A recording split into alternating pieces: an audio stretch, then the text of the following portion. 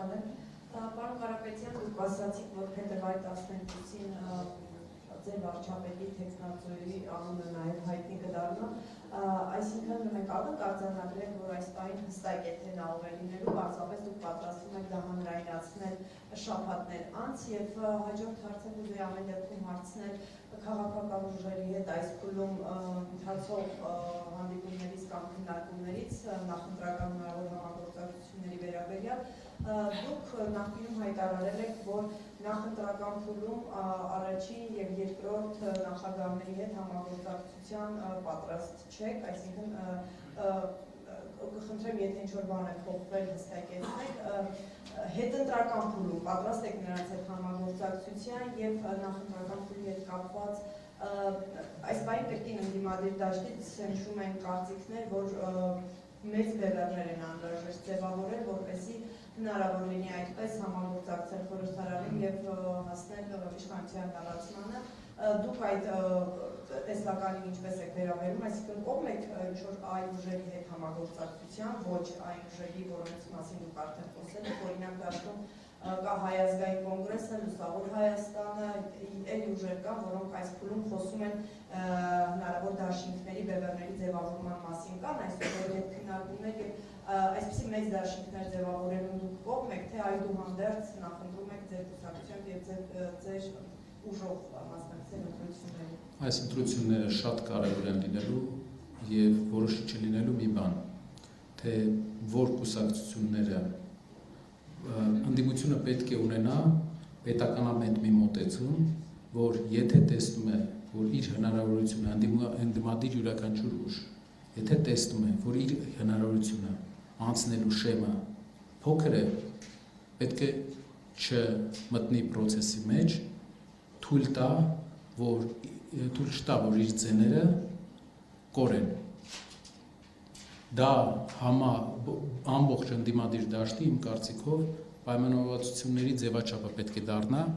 քանի որ դրանով մենք ակամայից այդ ուժերը կաջակցեն այսօրվա իշխանության վերարտադրությանը, որովհետև իշխանության փոփոխությունը ընտրական process-ով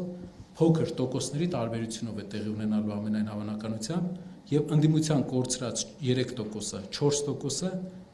առանցքային նշանակություն է ունենալու այս մեծ փոփոխության համար։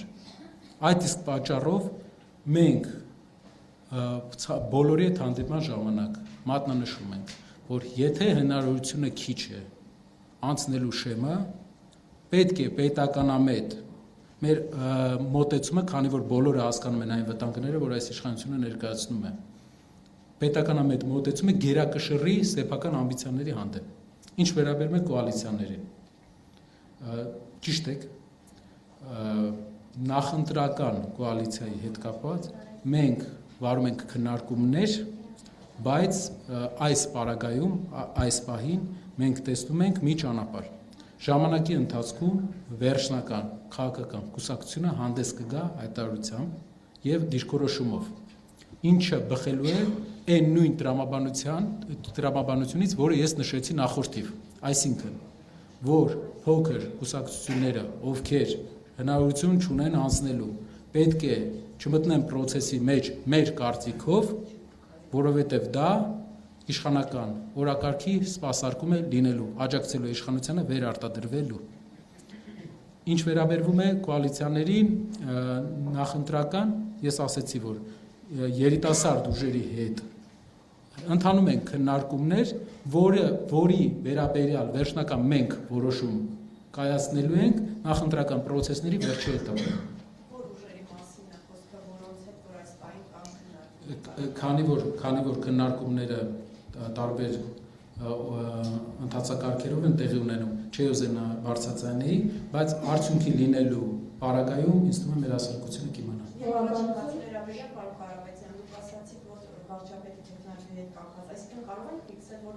արդեն Տեխնածուն որոշված է։ Այո, Տեխնածուն որոշված է, Տեխնածուն ճիշտ որ ասեմ երկար ժամանակ է որոշված, ուղղակի մենք այդ մասին կհայտարարենք փետրվարի 12-ին։ Շնորհակալություն, Սիվիկեյը։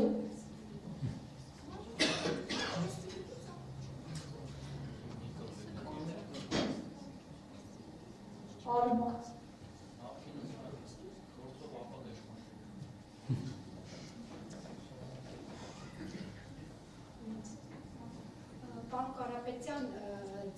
1 դրամի հետ կապված վարչապետ եղած է, որ ունենալու է 1 դրամ աշխատավարձ, այդ ամեն իշխանությունները սնչեցին բազմաթիվ քննադատություններ, պոպուլիստական համարեցին դա, համարեցին օրենքի խախտում, ինչպես է ապրելու հետո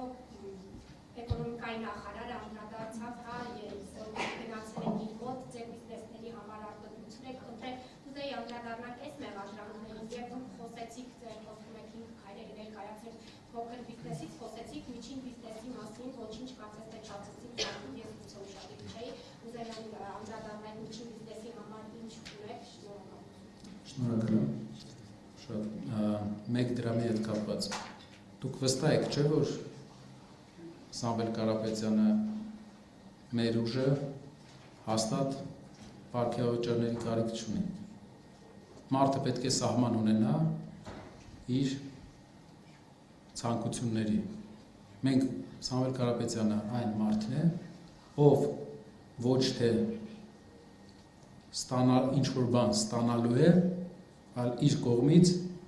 մեծ ներդրում է անելու պետական համակարգի կայացման մեջ։ Այն ներդրումը, որը մինչև հիմա չի արվել։ Սպառող չենք մենք, այս ճանապարհը մենք ընտրել ենք սպառող չլինելու համար, որովհետև այն հնարավորությունները, ինչ գործարարը հայկական ամենամեծ կորպորացիան ունի, իսկ Տաշիր ընկերությունների խումբը այսօր հայկական պատմական ամենամեծ կորպորացիան է, հաստատ շահույթի առումով աննախադեպ է եւ անհամեմատելի է, ես կասեի հնարավորությունների առումով նաև համեմատելի է շատ առումով երկրների բյուջեներին։ Այդ իսկ պատճառով, որպես հայ մարդ, այս process-ի մեջ մտնելով Սամվել Կարապետյանը, ոչ այդպիսի մեր ուժը որևէ այդպիսի նկրտում չի կարող ունենալ։ Մեր երկիրը պատմական ջրբաժանի առաջ է, ինչ պարգև ավճար էլի, կամ ինչն է իրենց պատկերացնում եք մարդկանց թոշակներից այդքան չեն խոսացել իրենց հայտնի կամ մարդկանց ամբողջ շրջաններ կան, որ գործ չունեն, ոչ մի բան չեն խոսացել այդ մարդկանցից, բայց պարգևաճարներից այդ մի դրամից երևի 4-5 օրը ամբողջ օրը խոսում են, ցավացրել է, բայց դա չի առաջնահերթությունը մեր համար, մեր երկրի համար այս պահին մենք լուրջ ջրբաժանի առաջ ենք, պետք է անցնենք այդ ջրբաժանը, մարդ պետք է լինի, ով կարիք չունենա, ինչ վերաբերվում է նախարարի հայտարարությունների, կարծեմ մեր ուժից պարոն Հալիկ Ալեքսանյանը հանդես է եկել այդ պատմության մասին տվյալներով, բայց եթե պետք է ես էլ կարող եմ ասել, բանը 70 միլիոն դոլար ներդրում էին կարել, օրենքը 3 օրում օրենք փոխեցին եւ արգելեցին այդ արտադրանքի արտահանումը մեր եւ 3-4 ուրիշ գործարանների։ Գևորգ Պապյանը որպես տնտեսական հզոր գործիչ որոշեց, որ 3 օրում նոր եկած դեռ նախարար էր։ 3 օրում պետք է ընդհանուր Հայաստանի մետալուրգիայի ապագայի համար շրջադարձային փոփոխություն անի։ Եվ գնացել էի հանդիպման, մեր ճիշտ որ ասեմ մի տարի չէի հանդիպել իր հետ, բայց բոլոր նախարարների հետ, ես բոլոր Հայաստանի էկոնոմիկայի նախարարների հետ վերջի 10 տարին երևի ամեն ամիս հանդիպել ենք, քանի որ հիմնական ներդրողն ենք երկրի։ Ի պաշտոն է այսպես ասած։ Իր հետ մի տարի չէի հանդիպել, ճիշտը որ ասեմ, քանի որ տպավորությունը պրոֆեսիոնալիզմի առումով, չգիտեմ, մի քիչ հարցեր կային։ Հանդիպման արդյունքում տպավորությունները հիմնավորվեցին, ես ներկայացրեցի, որ ոլորտին, մետալուրգիայի ոլորտին հարված է հասցնելու պետք է ժամանակ։ Իրենք առաջարկեցին սուբսիդիա տրամադրել, որը բառաց իմ կողմից ասվել է, որ այս ոլորտի համար սուբսիդիան նպատակահարմար չէ։ Լավ է, որ իր փոխնախարարն էլ այնտեղ եղել, Էդգար, չեմ հիշում ազգանը, ինքն էլ է եղել, երևի ինքն էլ հիմա կամ աշխատանքից ելնելուց հետո կհաստատի այս խոսքը։ Ու մի բան էլ ավելացնեմ, երկրի էկոնոմիկայի նախարարը դա պաշտոն է։ Նրանք պետք է զբաղվեն աշխատեն գործարարների հետ։ Ինքը, որ ուրախանում է, որ իր հետ մարդը հանդիպել, պետք է հաշվի առնի, որ ինքը կառույցի, ինստիտուտի հետ են հանդիպում։ Ես իրեն ոչ ճանաչել եմ, ոչ էլ ամենայն հավանականությամբ իրար չենք ճանաչել մենք կամ ես իրեն չեմ ճանաչել մինչև այդ եւ հնարավոր է այդ աշխատանքի բերումով որպես երկրի ներկայացուցիչ պետք է հանդիպեինք աշխատեինք։ Պարոն վարչապետի մոտ էլ է հաճախ այդպիսի բաներ հայտարարություններ լինում, երբ ասում են գալիս են ինձ դիմում են Պարոն վարչապետ, ձեզ դիմում են որպես երկրի վարչապետ, որպես հայերի, բոլոր հայերի, հայրենիքի մարդ, ով տնօրինում է մեր երկրի պետական ապարատը, ձեզ չեն դիմում որպես անձ։ Պետք է հաշվի առնենք սա, չանձնավորեցնենք, չհագնենք այդ կոստյումը, որը մերը չի։ Civic